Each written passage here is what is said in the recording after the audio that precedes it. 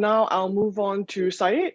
Syed Mohammed Aidid, he's head of corporate communication and public engagement over at Plus Malaysia Berhad. So for those of you who've driven on the highway, you know what Plus is. It collects tolls, but it also creates accessibility for a lot of people up and down, right? Through the whole of Malaysia.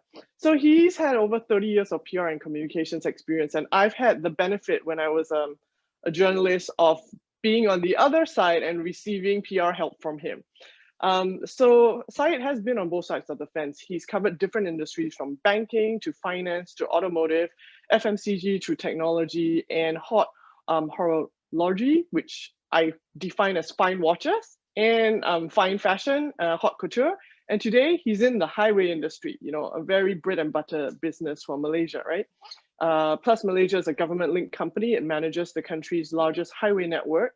And in less than a year, he's managed to lead the firm to 4 National Gold PR Awards. And this year, Plus also became the first highway company to win a AMEC Gold Award for managing crisis and reputation.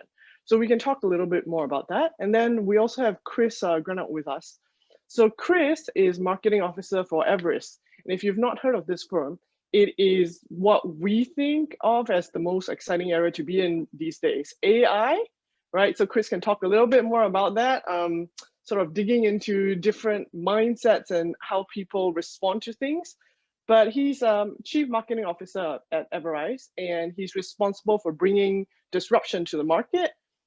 He was co-founder of Hyper Labs previously, Southeast Asia's leading conversational AI company, and that was acquired by Everest in 2018. So along the way, you probably would have seen Chris because he's an award-winning marketer and FE judge. He's a contributor for Chatbots magazines, and you might have read some of his comments and opinions in Tech in Asia, Marketing Magazine, and Consumer Think.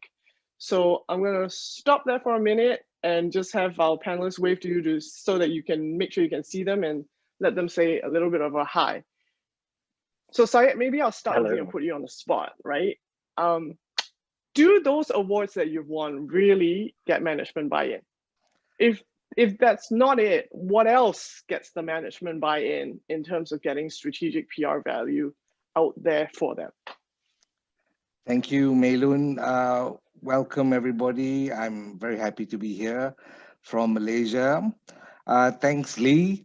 Proud to be part of this panel. So the question is, do the awards result in more management buy-in? The real answer is we did not go out to do all that we've done to win awards. So that wasn't the intention. The awards were the byproduct of the strategic initiatives, the leadership drive. Now, measurement for Plus Malaysia Berhad is something that's very close to the leadership's heart. And we actually have a measurement process. Before I joined, it was already in Plus, right? So we're just not a highway company. We're actually a brand that is out there to take care of highway customers every step of the way, right? So that is our brand mantra, right? And to do that, we have to ensure that we measure customer satisfaction. And once they're satisfied, what is the level? There is a net promoter score measurement. And all this sums up to a reputation index. And Plus has been doing that since 2018, when Dato' Azman Ismail, our managing director, came on board. Dato' Azman was formerly from Shell. So he's been with Shell for 30 years. So I guess measurement comes in through a leadership's belief that what gets measured gets managed, and what gets managed properly will spurn the desired results. Okay, thanks, Syed. So that's one way of getting management buy-in, getting measurement, which we talked about earlier. But I think when I look at PR, it does span a much broader sort of spectrum of it spans a very broad spectrum of work, which is why measurement is such a challenge, right? And I see Ika nodding there because we've had this conversation earlier, and she had talked about being part of a broader conversation, pulling in that thought leadership. So maybe Ika, can you share a little bit about how that does help sort of steer management and also get their buy-in, especially if you have a good example? Sure. Well, I think, you know, when clients approach us and it becomes a financial issue, for example, to do PR, what we counsel is that what we're doing is helping to build the reputation of the company, and that translates to the goodwill of the company. So it does go on the balance sheet at the end of the day. It's, you know, if you're going to sell your company or you're going to sell shares in your company, what's the goodwill worth? And that goodwill is shaped by the reputation management, and, you know, us building the reputation. So in terms of, and to build that goodwill, we really have to position the company. We have to position the leaders in the company so that they understand what the company stands for. And you know, you mentioned the word thought leadership. Like we're helping to build what that person has to say and get across their thoughts. So for example, we're working with a co-founder of a neobank at the moment who's trying to get regulatory approval in the Philippines. And so, you know, he's got a necessity to get across the fact, you know, to get across his knowledge. Like, why is he the best person positioned for this? What has been his career and experience in order to give him credibility in that company and to have the right to earn, as a startup, regulatory approval to start an entirely new bank online in the Philippines. So that's really what we do, is we help to shape that reputation. We help to shape and position who he is in that instance. And then to measure that, well, one measure is to get the regulatory approval itself, right? Another measure is, you know, we work with a college and we're trying to position them as a university. And one of our goals for that, and one of the ways that we get management buy-in to do PR, is the ultimate goal is to have that college discussed in Parliament. So how then do we raise the profile of the management of the college and build the academic reputation of the college to the extent where it's perceived as a university and is then debated in Parliament? So these are some of that was something we set out to do about 3 years ago. It actually happened this year. It was discussed in Parliament. So we know that we've achieved that goal, right? And that can't be measured in how many articles you do and what the ABE of that article is. Yeah. Thanks. Congratulations. And so I think I'd like to move the conversation over to Chris, because Chris, as marketing head, there's always a little bit of tension within firms between the marketing and the PR department, sort of like, you know, who gets their stuff in front of the management. How do you find that balance to make sure that it works together and the management buy-in is balanced out, or do you pick one over the other at certain situations? Well, fortunately, in our case, the marketing department is the comms and PR department, so we don't have that battle. And maybe that speaks to the solution, which is the having better integration and having kind of one throat to choke at the top of the organization. And so, you know, it's different for every business. I think some you have corporate comms very split apart, and I think, you know, others it's very aligned. So for us, it's a lot easier because that all falls, internal communications as well as public relations, all falls under the marketing and branding arm. So that makes it really a lot simpler. I think the second thing that, you know, I mean, whether you're from either side, is I think a lot of times people from either PR or marketing forget one simple truth, that we are probably in the best position in the company to make other people look good. And I think people don't use that enough to, and not to say that's a hollow metric, but in building a brand and in building a company, you need to have people who are the spokespeople of that. And they need to be able to articulately convey that message about who they are and who they want to be, and, you know, what market they're capturing. And in doing so, you know, you get to a bit of a rise in notoriety as well too. I think using that as a lever to get management buy-in to say, look, you're the face of our business, or you're the face of this line of business or this department, depending on how large your company is. I think that's a really critical tool to use to do that. And then the case where maybe you have an executive who's maybe more, camera shy, we'll call it. Those people are still usually would have opinions about things that should still be articulated and still need to be out there in the world. So working with them to make sure that their insight comes to life for the sake of the brand and the reputation, I think is still important, and that they would still understand that. I think that makes a lot of sense. I mean, there's media is one piece that, only this kind of function can sort of bring together. And the more, I guess, the more media begets more media. But there's a question too coming in and asking, what 3 tips could you give to prove the value of PR in this era to management? Any one of you have thoughts on that?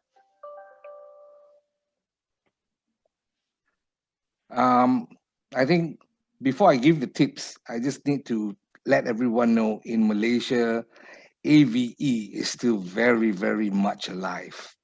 I know it's a bad word. We're trying to move beyond that. But unfortunately or fortunately, in some aspect, yes, it is still a measurement, because predominantly most CEOs in Malaysia come from the accounting background, and the AVE is the most simplistic form to give you a value to PR initiatives. Normally, public relations or corporate communication departments are seen as a cost center. So in a downturn, normally we are the first to go, right? But if you have measured success and you are able to display value versus beyond the monetary measurement, and you become an integral part of the corporate community by delivering revenue, then the position of corporate com becomes solidified. Let me just give you a small example. Plus, we operate 1,130.4 kilometers long highway, right? But we also have another part of the highway, the East Coast, which is called LPT2. It's connected to LPT1, which is owned by another highway concessionaire. In normal instances, we would have seen festive traffic being diverging from LPT1 up north to the federal roads. What we decided and how we measured is, we came up with a strategic communications campaign, and we handshaked with our so-called competitor, which is actually our complementer. So the entire stretch of LPT1 and our LPT2 is actually known as the E8. So we came out with a campaign to let highway customers who are traveling back to East Coast know, travel great when you choose E8, right? Why? Because you have the comfort and protection of all the highway patrol vehicles. You also have multiple stop points in R&Rs from both of the LPTs, right? If you go to a federal road, yep, they're fined. But if you really need to use the washroom, well, you need to make a detour. And if you get stuck in the middle of the night, there are no patrolling services to come and pull you out of the rut.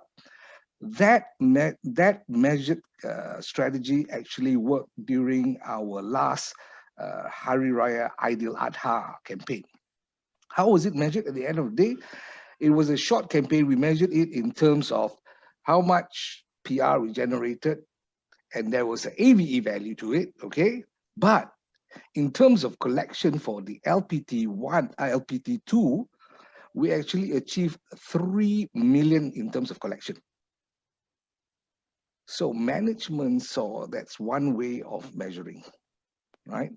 And I believe what we PR practitioners need to look at is no more the fluff, how many times, right? Because at the end of the day, how do you really justify that if I've got a full page, full cover in the Star newspaper?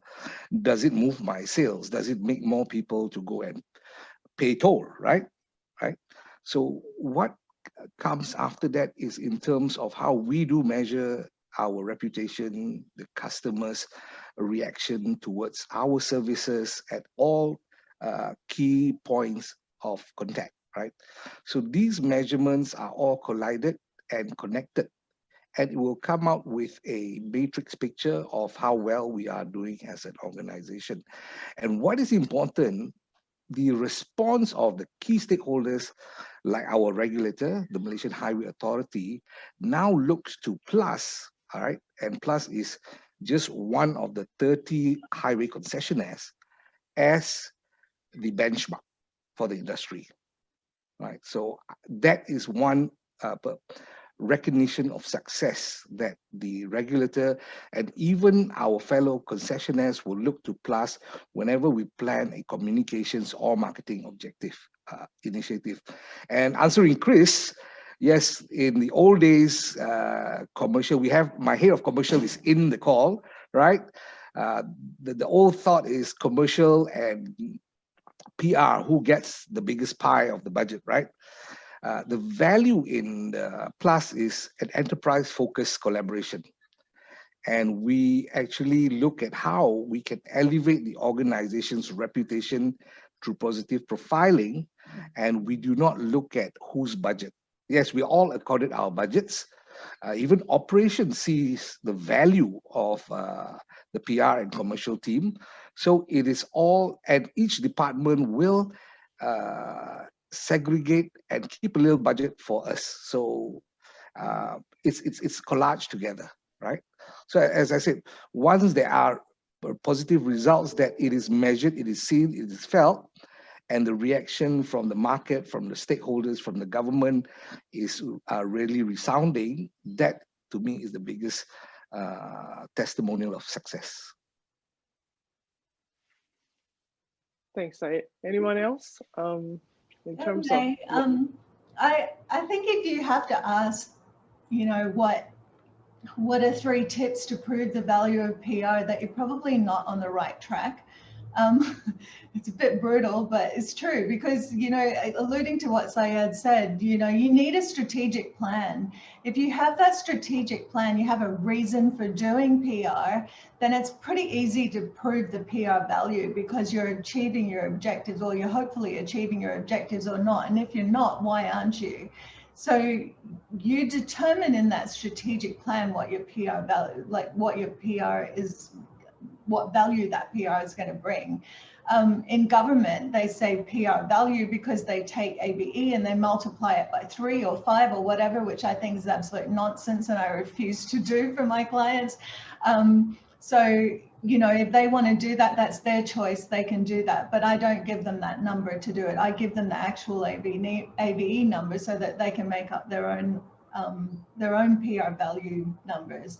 But PR value is much more than a number. It's actually whether you carried the key message across, whether the right spokespersons were mentioned, whether you were positioned well in that article, whether that article was about you or not. You know, it's many, many things. It's not just the actual value of what that advertising cost is.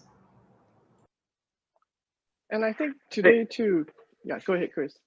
No, you go. I was going to point to you because I said, I was going to say, in today's world, especially because you deal with sort of the AI, the bots and stuff out there in something that cannot be quantified in a particular section of the paper or a section of the media, it's a conversation.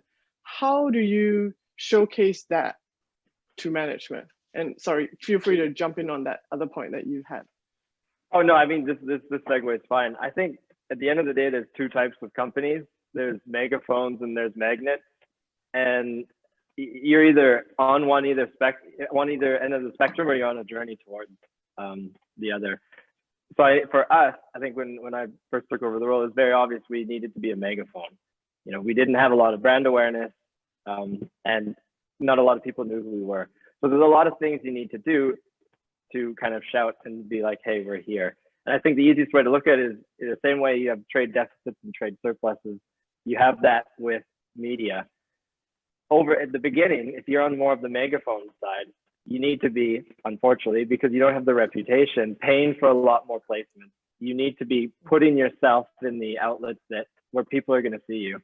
But over time, your goals need to be to turn into a magnet, build that reputation, so people are asking you things. You're not chasing. There should be a tipping point where you hit that deficit to surplus and you're starting to get more. I mean, perfect example is, which we wouldn't have been able to accomplish last year, is you can start kind of comparing apples to apples in a lot of ways. We were involved in over 20 webinars this year. I think only paid or hosted 2 or 3 of them. So I know from that perspective, we've kind of started to tip over that people are asking us to join. In other cases, it's share a voice and mention. Are we paying for a lot of these placements, or are we getting asked to comment? Another thing we track a lot is last year, I think we won something like 40 awards. That was one of my head of PR's KPIs, was win lots of awards. This year, we've had people from Business Insider and other placements, because we're building more relationships, asking us to be on top lists, and our leaders, like our CEO is just listed as the top 100 leader. We didn't, that didn't cost a dime. So there's a tipping point, and there's a moment where you are definitely building up that reputation, building up those messages, and you should be all tracking towards the point where, companies like Microsoft are, a great example of a magnet. You don't have to, a lot of what they get to do because they're Microsoft, and people value them and want them to be on panels and want them to talk about their business and where they are. And I think, especially for B2B, but, a lot of large consumer brands, that's where you need to be tracking. And if you're already a magnet, then more of your goals are aligned around probably communication and where you want to move, shareholder value and things like that. But there's definitely a journey. I think that's the easiest way I could probably explain the difference between the two. Okay, that makes sense. So what happens if you're a magnet during a crisis like COVID? How do you then strike the balance of when you go out, when you persuade the stakeholder that this is the time and this is not your time? Because crises are also opportunities for us to get that management buy-in. I'm just curious to hear if there were any experiences during COVID that any of you might want to talk about.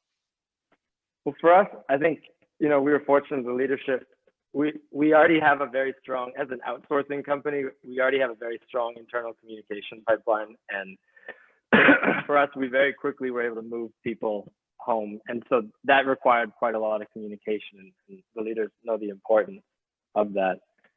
But I think, the couple of simple tenets is that, in crisis times, all you really want, you need to be human. You need to be, talk like a normal person. You need to be honest and open, but also less is more. You don't also necessarily want to open up and expose. I think there's a fine line between being open and honest and also just saying, this is what it is, and this is what we're moving towards. And I guess that goes back to the honesty. So on our part, we were able to do kind of daily comms in the first few weeks with our clients and employees. Then we moved to monthly, and then we moved to quarterly, and now we're kind of back to BAU. But, having that regularity and having a plan to say, look, it matters that we need to communicate and have those lines open. And secondly, that you need to kind of be metered as well, I think, and find that balance is important.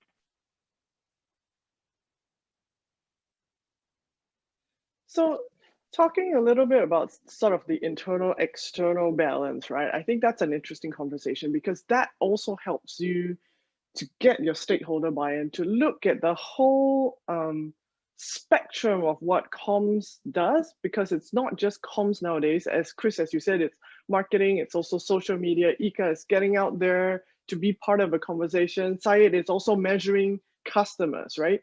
How do you then put all this together, or is there a time or place for different types of metrics at different points in time? Because I think that's one of the questions also asked. What else is there out there that we can use to measure? And how do you put together maybe a dashboard for your management? So there are a lot of tools to do that, and you can get quite in depth. Like, we use Trendkite, which gives us like interactive dashboards that our client can really look at. We can cut, slice, and dice it in any way we want. We can customize the dashboard with Trendkite to deliver you know, quite a broad overview. The advantage of doing that is you get to see your share of voice, and it's empirical. It's not made up. It's actually empirical. Like even for Chris's company, we look at how much share of voice the CEO has against other leading influencers in industries that he wants to benchmark against, for example. So we can do that, but we can also look at, you know, for one client, I was able to show them and prove within 6 months that, you know, that buying PR newswires and getting PR newswire ads really for their press releases across, which is what their competitors were doing, wouldn't behoove them in the long run. And the reason why I argued that is because this is a company that is a startup. It's bootstrapped itself for about 5 years, and it's gunning to go global now. And so they want to attract somebody like a Sequoia to invest in them. But the metric for, one of the metrics for Sequoia to invest in them is how many media mentions they have. And I told them that if we just go out and we publish and pay to publish a press release, it doesn't build a relationship with the media where the media comes to ask them for comment in the manner that Chris is talking about, where they applied for awards and we've positioned them and sent information out to different media so that the media are now coming to them for commentary and to feature them. That in the end is what wins. Sending out a press release on a paid newswire doesn't win. And we can show, we've been able to show that to them empirically, so that in the last 90 days, they've gone from having 0% share of voice to over 96% share of voice. And we got that not through paid media, but actually just chipping away at media relations and building those media relations for them. I think a good way to look at it is actually the same way like an inside sales team operates. How many pitches are you, how many, you know, call it media qualified leads are you getting? How many pitches are you putting out? How many, what's your response rate? And you should be able to show over time that media, you know, you either need to change the message or do something to pique their interest the same way you would in a lead gen scenario. And over time, you should be showing that you're getting more and more response rates, and then that's invited and down the funnel, just like you would through a sales funnel. There should almost be a media pipeline in that exact same regard. I want to talk too about, you mentioned stakeholders. I think when you're starting on any program, and I think not just the start of the program, but as you're evolving your program, you should keep going back and looking at your stakeholder map and where your gaps are.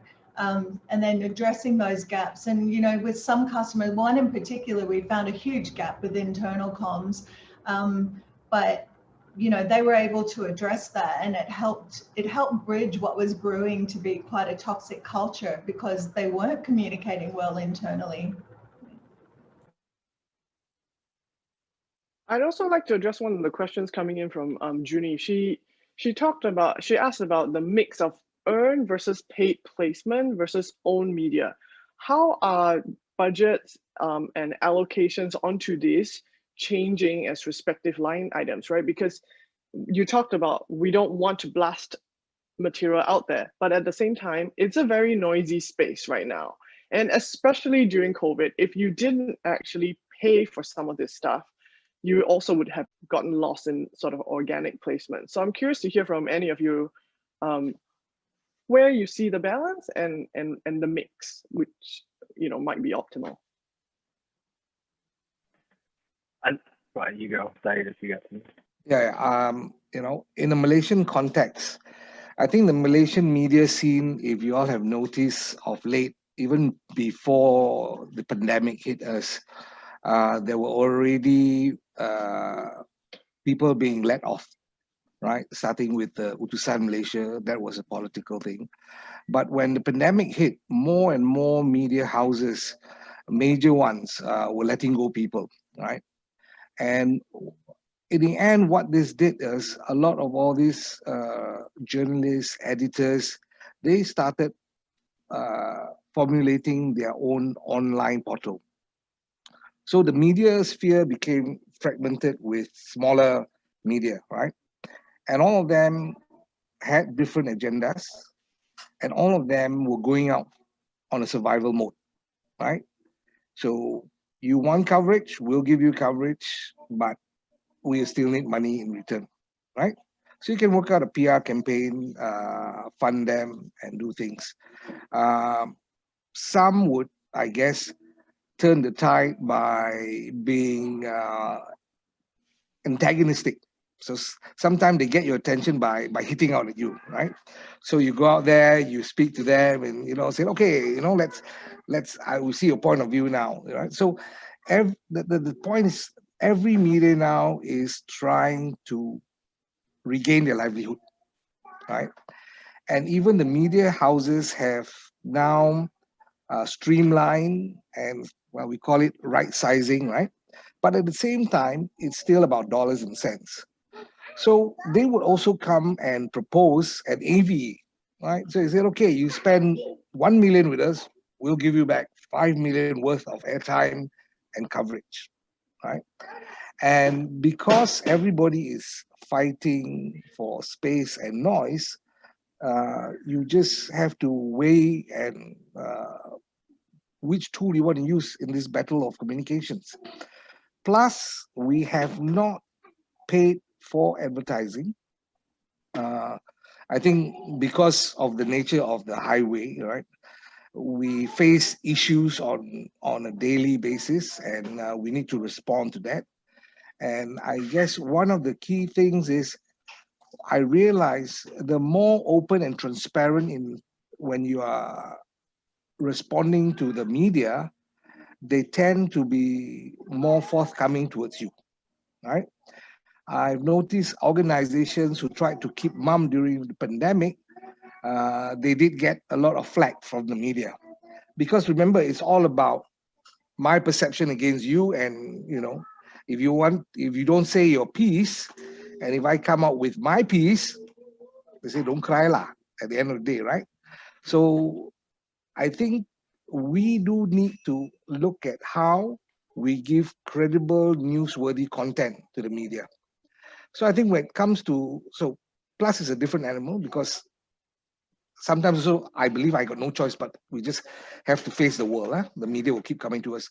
But when I was in my consultancy business, I think one of the key things is the client open and willing to work with the consultant and take counsel from whatever strategy that you are espousing to the client, whether they're willing to do it, whether they have the guts to go with the consultants, and measurement. And I think that's one of the key things that a lot of PR consultants in Malaysia face, is clients do not want to pay for measurement. And that's why the AVE still survives. Mm.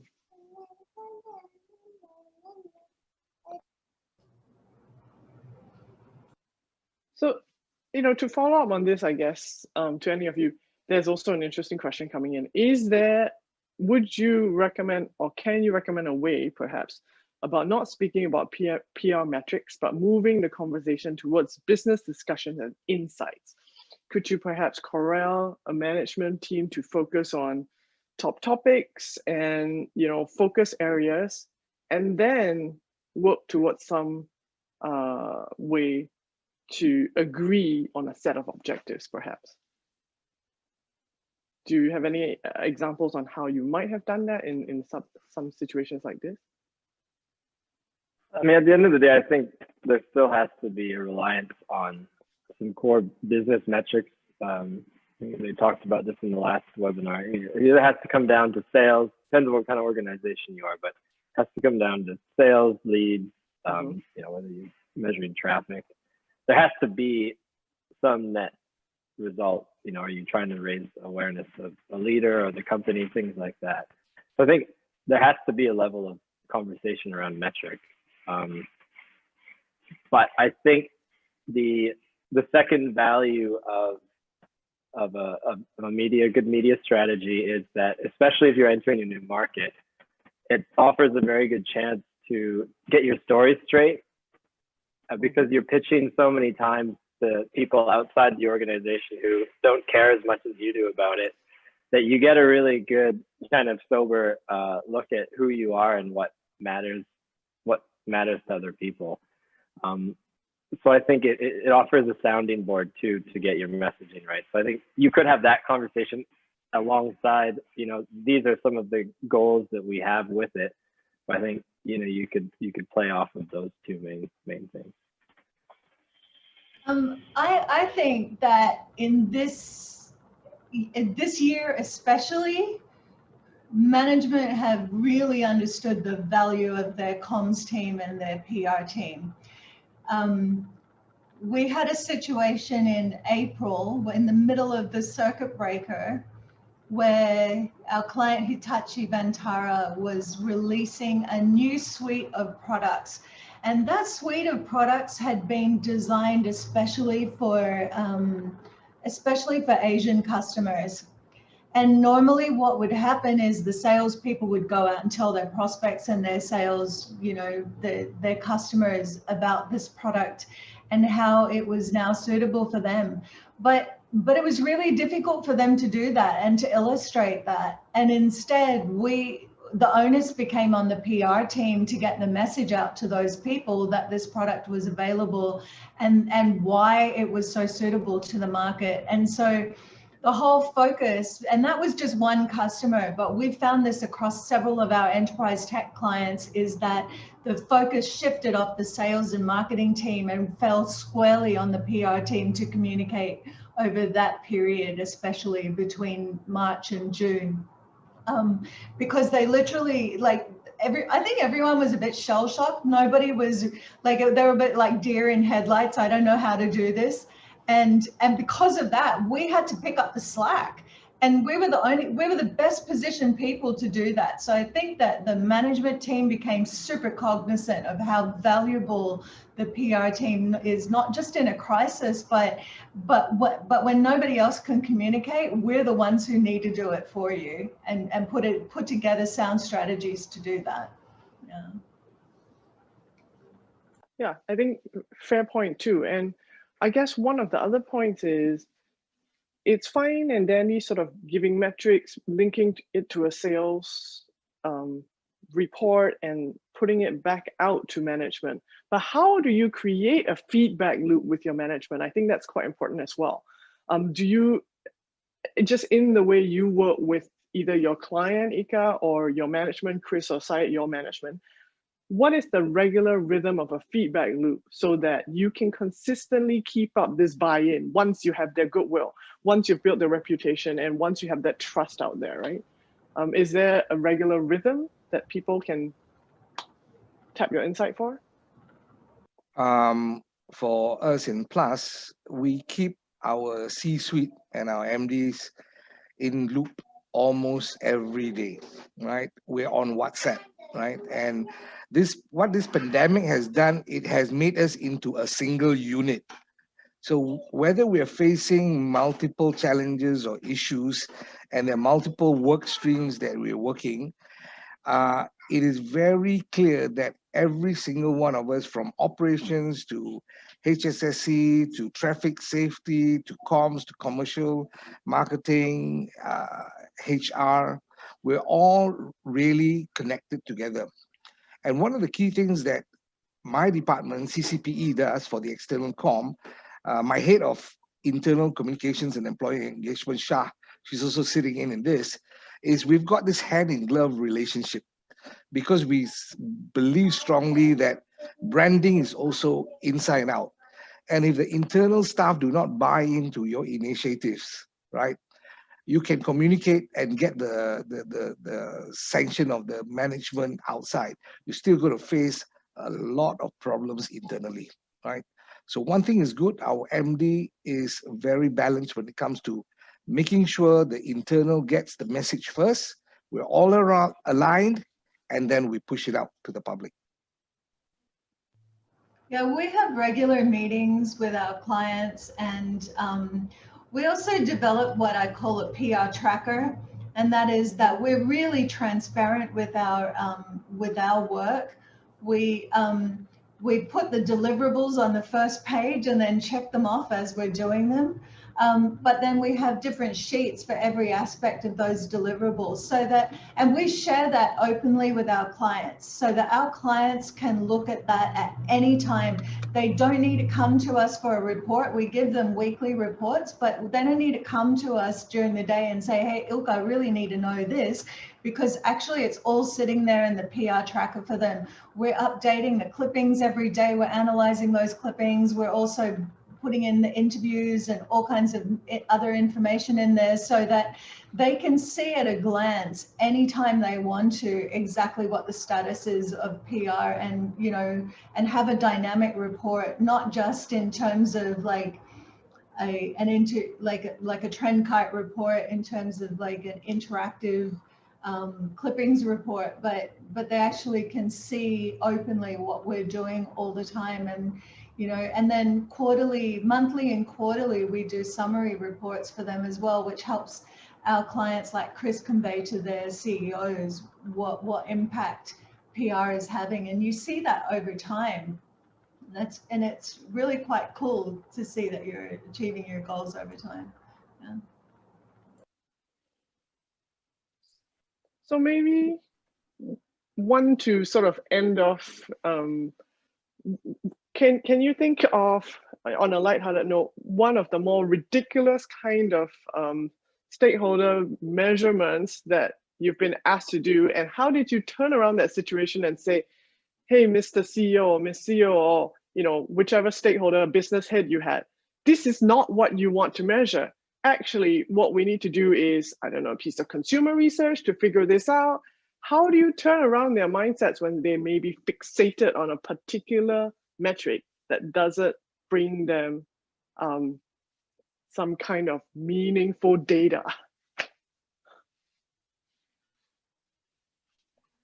You want a brutal, honest truth? I think I'm sure the people want. You resign the account if the person is set. I had clients who just wanted PR. He just wanted to show up in PR to get his face in the media, and in hope that one day the Sultan or the minister will give him a datuk ship, right? So when it was going that way, and you know, there's no value to what you do, everything becomes fluff. I did the hard thing, and I guess it was the right thing. I resigned the account. You can't change mindset if it's set, right? I think dignity is one thing that all PR practitioners need to have, and we do, right? Even though in these tough times, we need to make the right call, the right judgment call. Good advice.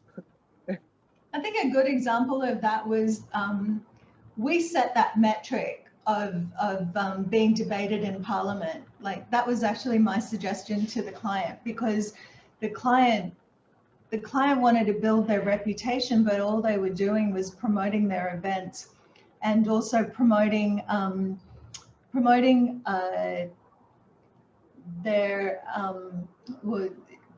to acquire new students. Like that was the limit of their PR efforts, is promoting the events that the school had, and you know, and promoting to acquire students. So what we did is set about creating a really methodical program for them so that they could build their reputation, strengthen their academic reputation, and not just to promote.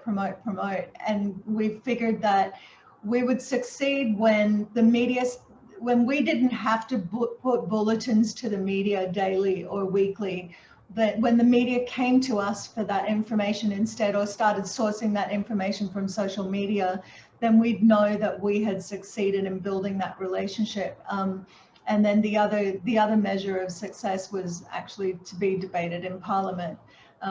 So yeah, there can be some crazy ones. I think when I was really young though, the craziest one I ever had was to look at the number of line items on an invoice, and also to get measured by EBITDA. Yeah. I'm fortunate. I don't think I've had anything too crazy. I can maybe think of one small example, but I think is more interesting as an anecdote of myself, because before Everrise and before starting the company that Everrise acquired, I was more on the creative agency side, and I did not have the fondest viewpoint of PR as most I think creative agencies do, there's a bit of a clash there.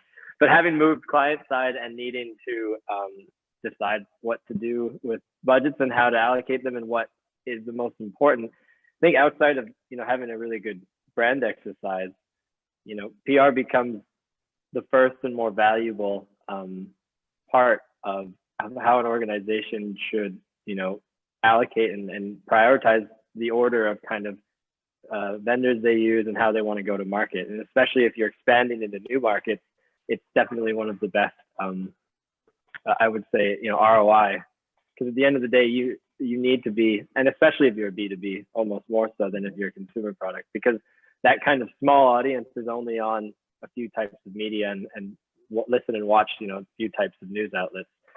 And getting your story straight and your value proposition straight, there's no better way to do that than through media agency. So I've come kind of, full 180 from, my previous creative. Of course, I still value creativity, not to say that I don't, but I've definitely, the value of, I think, PR and media and what it can do for a business and an enterprise has, for me, that's been the biggest shift after moving to client side and then really seeing the value of how you can work with that. I think there's some frustrations always when you talk to some journalists because they're very hype cycle, but part of that is still just knowing how to, having that consistency and that tenacity to continue pursuing them with the messages that you want. Great, thank you so much, Chris. And in fact, Ika and Syed, I think that was a nice way to sort of end off, give encouragement and motivation to the people who are listening to us and doing exactly what we're doing every day at our jobs as well. So thanks for those words of wisdom. And thank you very much, each of you, for your time and sharing all the examples and insights. And I'll hand over to Lee right now. Thanks for having all of us on, Lee. Thank you. That was an absolutely wonderful discussion, hugely enjoyable, valuable, and informative. And a big thank you to you, Mei-Lun, for facilitating that, but also to Chris, Syed, and Ika as well for some really great points well made. I think I will grasp onto Syed's instruction to remain somebody in possession of my dignity. I think that's really important, particularly given the technical issues at the beginning of the day. So thank you very much. And Chris, I think in his final comment there, talking about, I know he had his tongue in his cheek slightly about the creative and public relations situation, but I think that's part of the challenge we face even when it comes to thinking about measurement and evaluation. The lines between those kinds of agencies are not as clear as they used to be. The agency I work for would regard itself as much a creative agency as it is a public relations agency. And that throws up challenges in terms of measurement and evaluation in front of clients as well. And I think that's kind of the way the world is going. And that's why this topic is really, really important. And to close, I just wanted to pick up also on something very important that Syed said about, he was explaining about the situation in Malaysia in particular, and how AVEs remain dominant, and for a number of reasons, not least the C-suite being having a lot of kind of people who come from finance backgrounds, and also kind of clients not wanting to pay for measurement. All I can share from my 20 odd years of working outside of this region in the UK is that's exactly the same situation as was in the UK a few years ago. No differences at all. I was even asked myself to try and generate coverage for someone to gain an MBE, which is an award from the Queen, so very similar to Syed Sultan's story. But I do think we owe it to ourselves to take a leadership position when it comes to thinking about AVEs. And I'll tell you why. You all, once you've had a look at the video we will share from the keynote that didn't happen for technical reasons, you'll be pointed, I'm sure, towards the AMEC website to look at some wonderful resources. And on there is a resource called 22 Reasons to Say No to AVEs, which will cover off the majority of arguments, including things that we all know. AVEs are only relevant for those channels where you actually have a cost associated with media space, which if we're only working in those channels, says to me that we're not working in the channels that we should be working in. Of course, AVEs also measure cost and not value. They're not necessarily related to the relevance of the audience. And I think most importantly and most worryingly, for our long-term survival, they drive behaviors that do not drive value into our client or customer or boss's organization. And I think the change is coming. We need to be ahead of that change before your client or your boss is knocking on the door saying, why have you been doing this for me for the last 5 years, 10 years, whatever it is, when actually I now realize it shows no value to me. So looking at the AMEC framework, having a look about how we can use that, I realize this is not an overnight change. We're going to have to take, it's going to take us step by step, baby steps to push this debate forward. But I really do believe that in the long term, if we don't move away from AVEs as a principal measure, and 40% of us in this region are using it, driven by 75% of our clients and bosses asking for it, then we will suffer in the long term, because we will miss out on opportunities to be more influential and more significant with our activity and our work and our output. And that's the final thought I would want to leave you with. I think today's discussions have been absolutely eye-opening. I'm incredibly grateful to everybody who's taken part, our moderators and our panelists, and I'm especially grateful that they were able to move their day around to support us, given we had to change the agenda, we lost the initial video. So thank you very much for that. I've really enjoyed it. I hope you have. We will follow up with a copy of the keynote video for you all to watch, and I do commend it to you. It will be very interesting, and it will steer you to some resources that you can use to help you when it comes to creating your own evaluation frameworks. And with that, it's a huge thank you to every single one of you that attended. We appreciate your support. We hope you found it useful, and we'd love to have all feedback. So have a great day, everybody.